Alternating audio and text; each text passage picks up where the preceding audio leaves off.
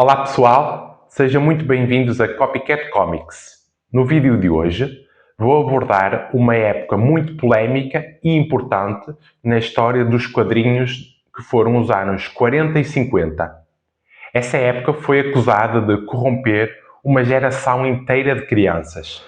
Vamos falar do pânico moral que se gerou do famoso livro A Sedução dos Inocentes, das audições no Senado americano e da implementação da Comics Code Authority, o código de censura que mudou a indústria dos quadrinhos durante décadas.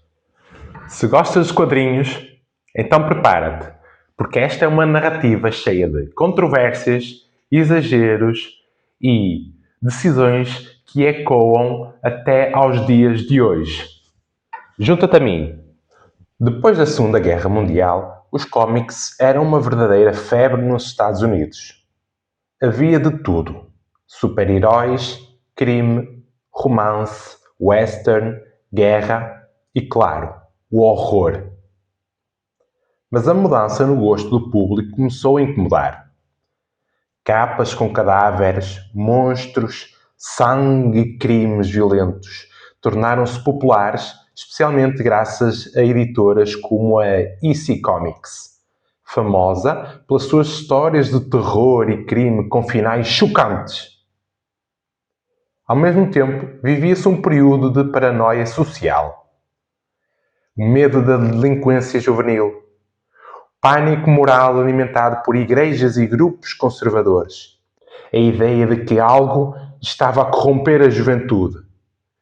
E alguém decidiu apontar o dedo aos quadrinhos. Mostro-vos agora um dos livros que eu tenho, que é The Hunt of Fear, número 20, de julho-agosto do ano de 1953.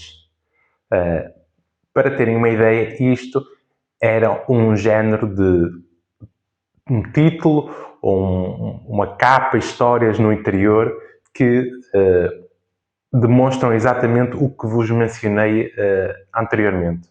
Ou seja, este livro contém uma capa assustadora, mas até nem é das piores. Existem outras ainda mais fortes, mais impactantes, em que vemos um indivíduo, possivelmente com problemas mentais, com um transtorno, ou seja, para além de ser uma figura desfigurada, com mau aspecto, e que está a carregar aos seus ombros o corpo de outro homem e provavelmente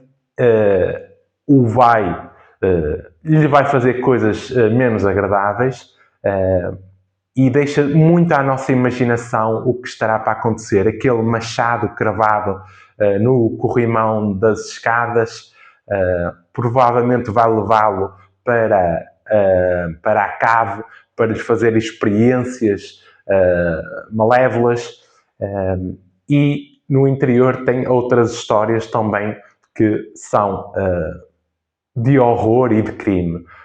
Este livro tem nomes fantásticos de artistas que deram o seu contributo, nomeadamente o famoso Sr. Bill Gaines, o desenhador artista Jack Davis, e esta capa é da autoria do famoso artista Graham Ingels.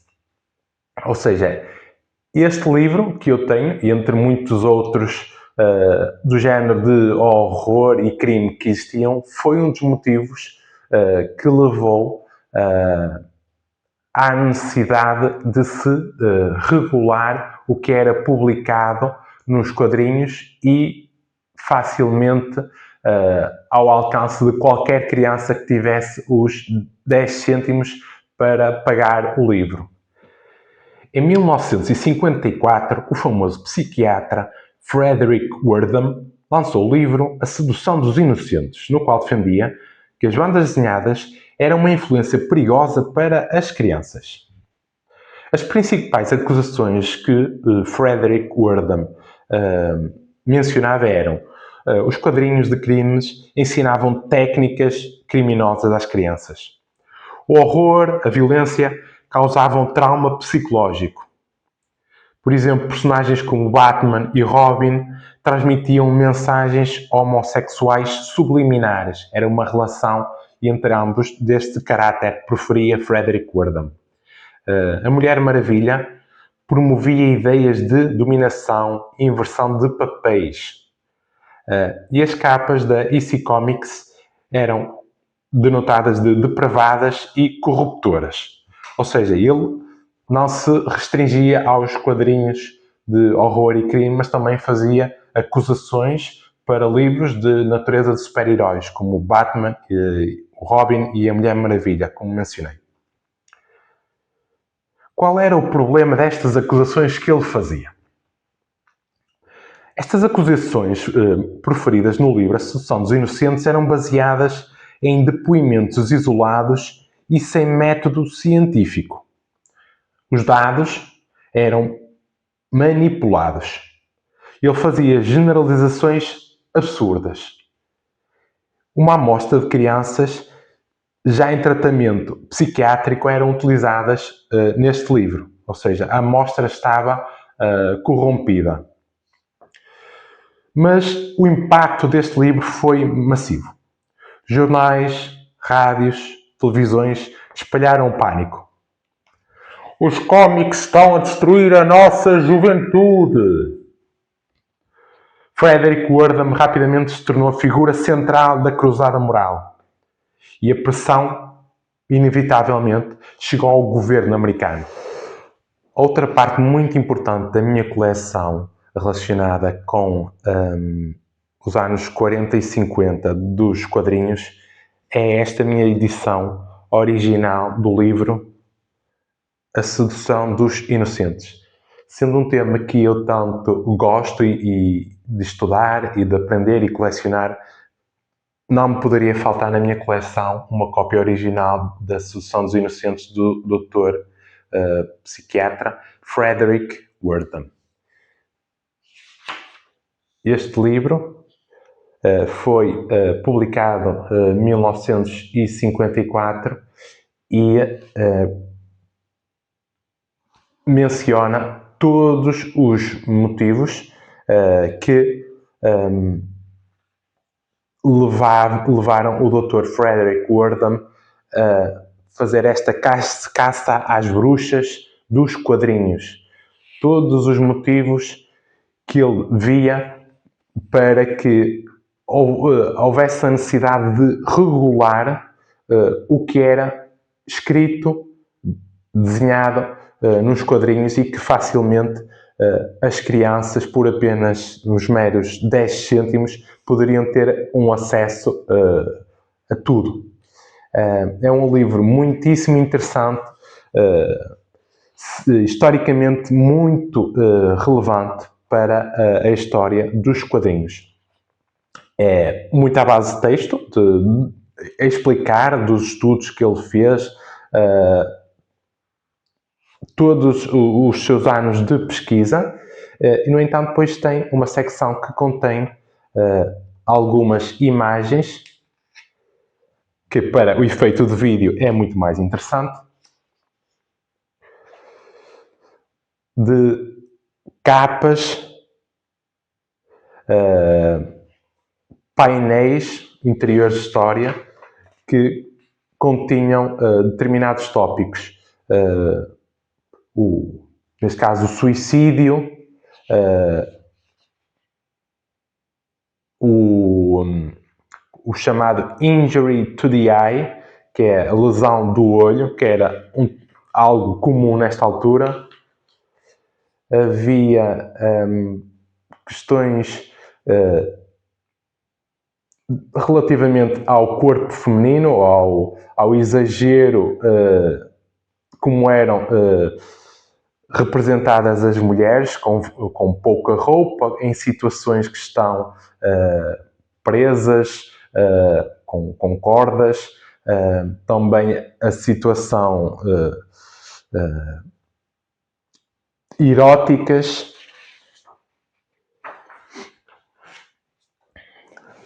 depois a questão da violência entre homem e mulher, homicídios.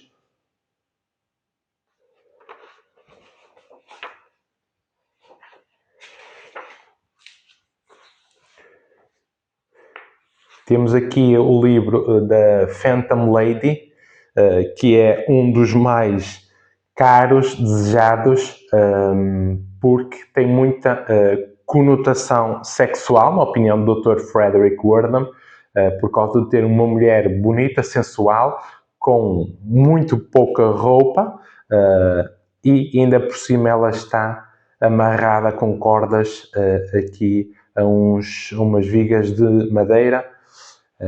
A parte sexual, feminina, também era algo muito comum e que o Dr. Frederick Wortham abordou. Depois temos a questão do crime, ou seja, em que ele não concordava que se mostrasse tanto os criminosos vencerem a lei, as autoridades, ou seja, os bandidos a fazerem vencer as suas intenções, ou seja, não concordava com isso.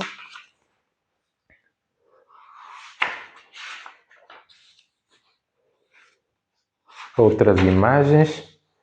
E esta aqui também é uma capa de um livro, que é Reform School Girl, em que vemos uma mulher a fumar em roupa meias altas, com uma saia muito curta, com um decote grande, e ainda por cima está inclinada para a frente para mostrar os seus peitos.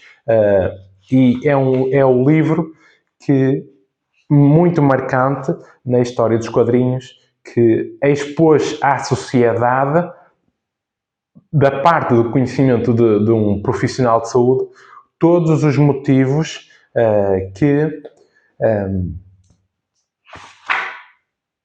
pelos quais os quadrinhos estavam a tomar um rumo que não era correto para a sociedade americana, em especial para as crianças tão suscetíveis de quererem replicar o que viam nestes quadrinhos que tanto idolatravam. Sedução dos Inocentes. Outra parte importante da minha coleção, que eu sempre desejei ter, que era um livro, pelo menos um livro, que tivesse sido mencionado neste de Sedução dos Inocentes, que à vossa frente tem o Ant of Fear, número 19, de maio-junho de 1953. Este livro contém contribuições de nomes tão icónicos nesta altura, dos anos 40 a 50, como o Sr. Bill Gaines, Al Feldstein, Jack Kamen, Jack Davis, e a capa é novamente do Sr. Graham Ingalls. Nesta capa vemos uma época medieval em que este forte executor se prepara não para decapitar uma pessoa, mas duas pessoas em simultâneo, ou seja, as pessoas estão com a cabeça apoiada naquele cepo, depois tem dois cestos imediatamente abaixo daquele cepo para recolher as cabeças que inevitavelmente vão ser cortadas e vão cair. E este homem com capuz na cabeça tem no seu machado não uma, mas duas lâminas preparadas para os decapitar em simultâneo. Uma cena chocante, obviamente antes dos factos acontecerem. Vemos por trás, lá ao fundo, a autoridade do rei a supervisionar esta execução, e temos também o povo a assistir àquele espetáculo, ou seja, horrorizado, com medo que sejam os próximos a estar no lugar daquele homem e daquela mulher. Ou seja, um ato de mostrar o poder do rei para intimidar os seus cidadãos. Mas, por exemplo, porquê é que este livro consta na sedução dos inocentes? Até nem é por esta capa, por incrível que pareça, mas é no interior deste livro consta uma história de um jogo de beisebol. Ou seja, um jogo de beisebol, qual é o problema do jogo de beisebol? Aparentemente nenhum. Mas, nesta altura, tinha que ter um twist, uma reviravolta. Ou seja, este jogo de beisebol não era jogado com tacos e bolas. Era jogado utilizando membros do corpo humano. Sim, ouviram bem. Membros do corpo humano, como cabeças, a fazer de bolas, por exemplo, braços a servir de tacos. Vê-se no campo pulmões, fígados, intestinos, ou seja, se acharam que a capa era chocante, então esta história que está no interior é muito mais. Ou seja, isto era o tipo de conteúdo que era publicado e divulgado a crianças de 5, 6, 7, 8, 9... Ou seja, crianças pequenas, era isto que estavam habituadas a lerem e a verem. Algumas até podiam ainda não saber ler, mas determinadas cenas gráficas, como as capas ou as ilustrações dessas histórias, eram o suficiente para despertar a imaginação e, eventualmente, para levar estas crianças a fazerem coisas que achavam, por verem nos quadrinhos, que eram normais, mas não. Vou-vos mostrar algo muito interessante que está no livro A Sedução dos Inocentes. Ora bem, estão prontos para verem o motivo pelo qual este livro consta na Sedução dos Inocentes? Ora, aqui está do que eu falava. Duas cenas, dois painéis apenas, deste famoso jogo de beisebol, em que, pois podem ler, se quiserem inglês, em que eles utilizavam partes do corpo humano para jogarem. Vemos aqui intestinos, fígados, coração. E aqui no painel inferior vemos este batedor a utilizar, exatamente, utilizar uma perna, provavelmente, ou um braço, para bater a bola. E a bola, o que será? Muito provavelmente será esta cabeça humana já desfigurada, já com a órbita a sair da concavidade do olho. Era disto que eu falava. Realmente, por mais falhas que a teoria do Dr. Frederick Wordham tivesse, eu sou da opinião de que havia necessidade de regular o que era escrito, divulgado, desenhado nos quadrinhos. Hoje em dia tomamos como garantido que as crianças têm acesso a conteúdo que é regulado e indicado a idade própria para a qual se destinam. Nesta época, nos anos 40, 50, tal coisa não existia. E houve a necessidade de se tomar medidas, ações por parte do governo americano para regular a indústria dos quadrinhos. E vamos para esse capítulo agora. Em abril de 1954, o Senado americano organizou as audições do Subcomitê de Delinquência Juvenil para investigar a influência dos quadrinhos, banda desenhada, no comportamento das crianças. O ambiente que se instalou era quase teatral. Nestas audições, Os participantes eram Frederick Wordham, diversos líderes religiosos que queriam purificar os quadrinhos, psicólogos, alguns estavam a favor, outros estavam contra, como em tudo.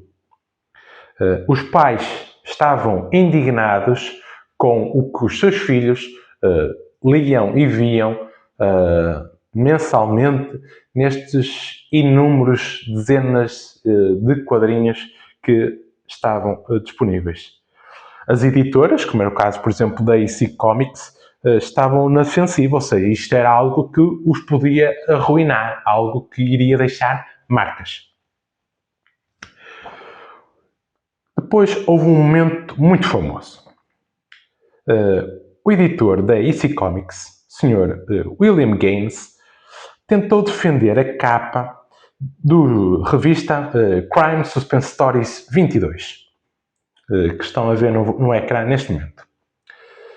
Que se trata de um homem segurando uma cabeça decapitada e no chão o corpo de uma mulher. Quando algum membro do Senado lhe perguntou se aquilo era de bom gosto, o Sr. Gaines respondeu: sim, para um contexto de uma capa de terror. Esta frase praticamente condenou a indústria. Ou seja, o Sr. William Gaines, que era o editor da EC Comics, tão famosa na altura, esta resposta demonstrou que ele não tinha noção do que estava em causa, do que estes quadrinhos, as consequências dos quadrinhos na juventude, nas crianças dos Estados Unidos. Se ele tivesse provavelmente dado outra resposta a dizer, tem razão, foi exagerado, vamos daqui para a frente baixar um bocado estas capas, as histórias, provavelmente o desfecho teria sido muito diferente. Mas o facto dele ter dito que não vi nenhum problema em mostrar uma cabeça decapitada de uma mulher na capa de um quadrinho que qualquer criança por 10 cêntimos podia comprar, isso foi o fim. Foi uma machadada nestas audições do Senado. Apesar disto, o Senado não criou nenhuma lei, mas deixou um aviso terrível. Regulem-se ou o governo vai regular por vocês. Mas esta ameaça não foi suficiente. Houve necessidade de se instituir uma autoridade para regular os quadrinhos.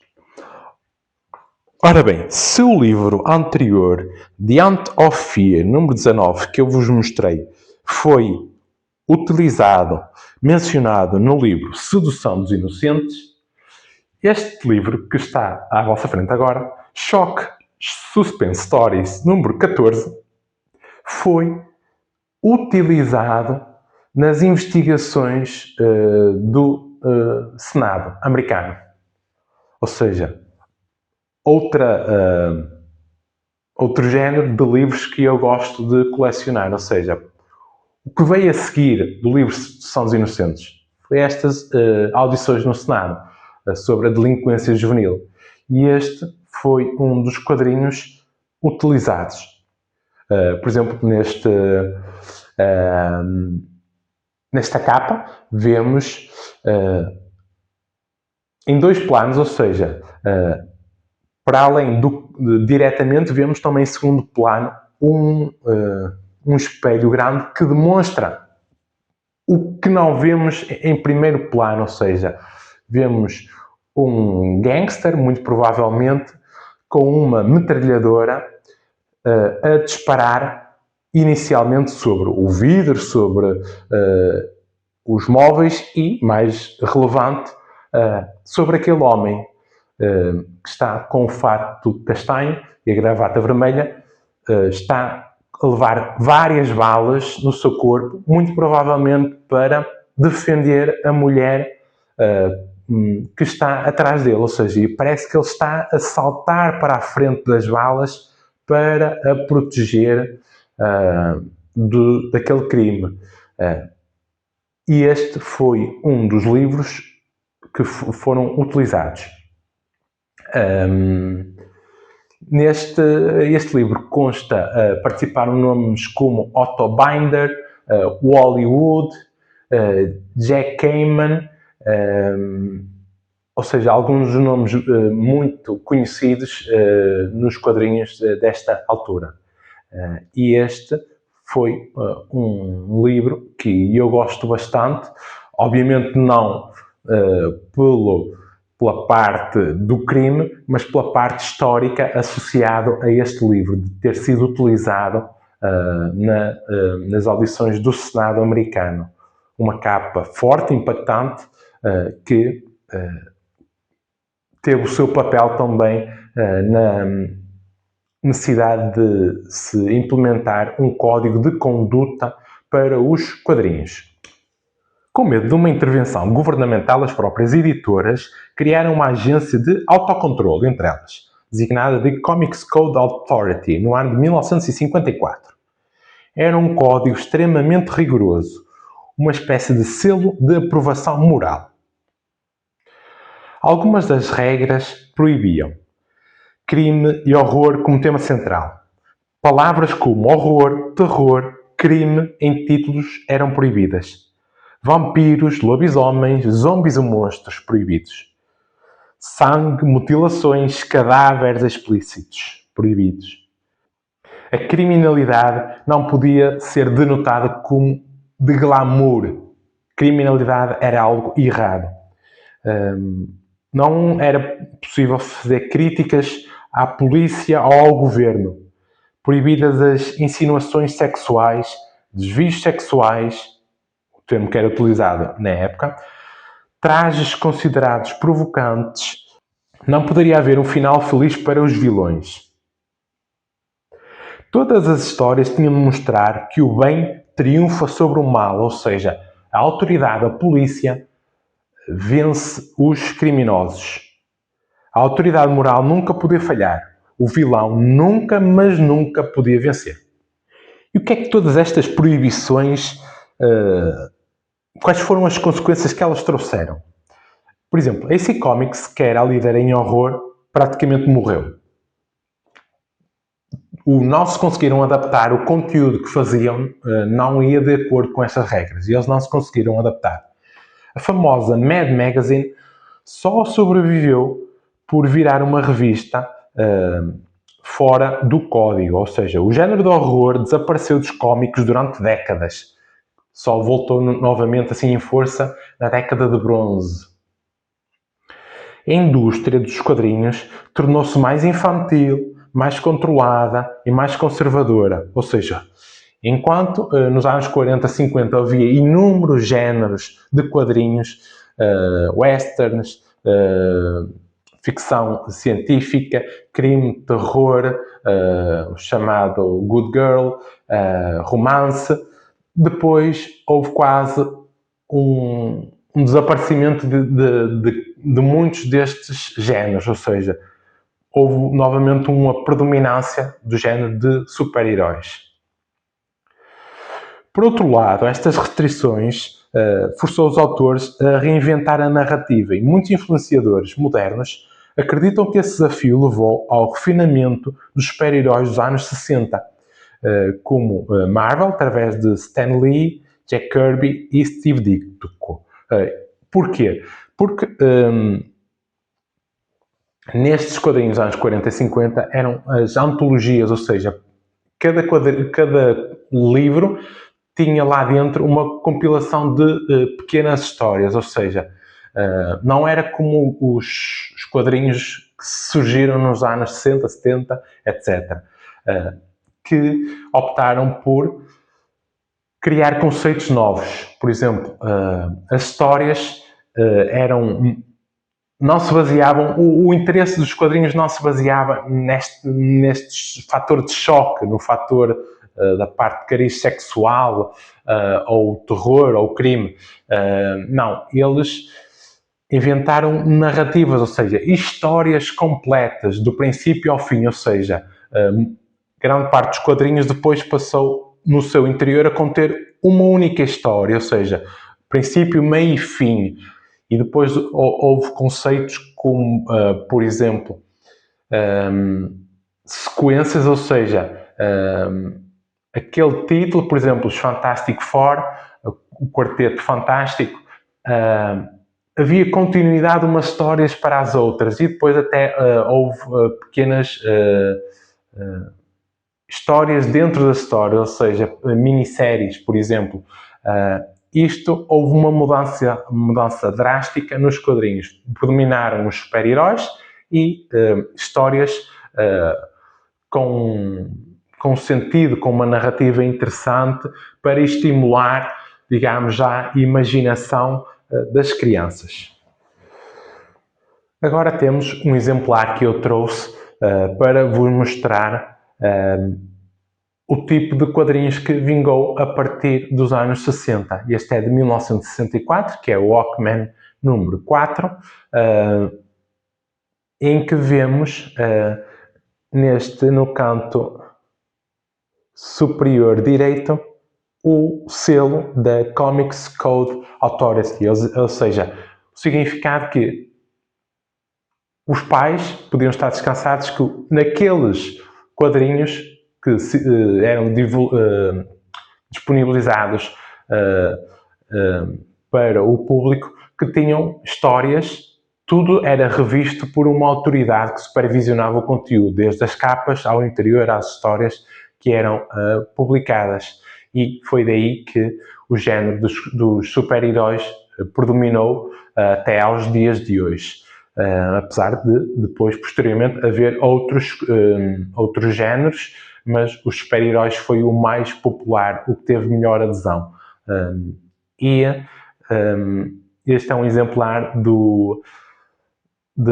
as consequências de toda esta polémica dos quadrinhos nos anos 40 e 50. Houve a necessidade de reformular-se a indústria dos quadrinhos, passou por várias mudanças, várias etapas e culminou com a implementação deste género tão popular até aos dias de hoje.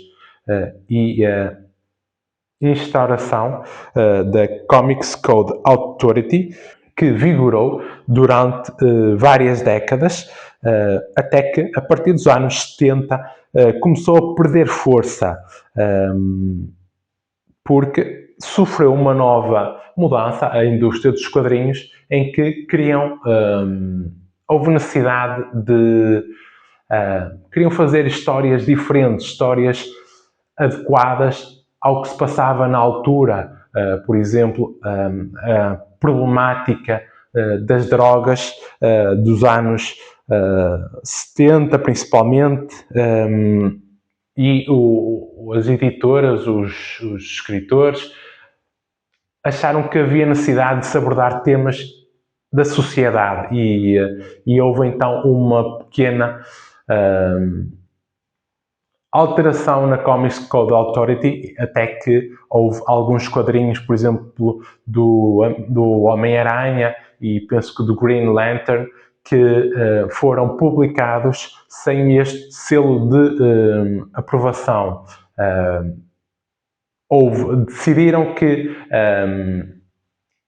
queriam avançar para a publicação daquelas histórias e tinham que contornar a Comics Code Authority. E a partir daí as editoras foram forçando um bocado este código e adaptando algumas das regras ao contexto atual que vigorava nos anos 70 e 80. E desta forma terminamos esta viagem histórica pela época mais polémica dos quadrinhos, que foram os anos 40 e 50, de onde aí saíram decisões que mudaram esta indústria até aos dias de hoje. Foi uma mudança brusca, drástica, mas que era necessária perante o que se passava nesta altura.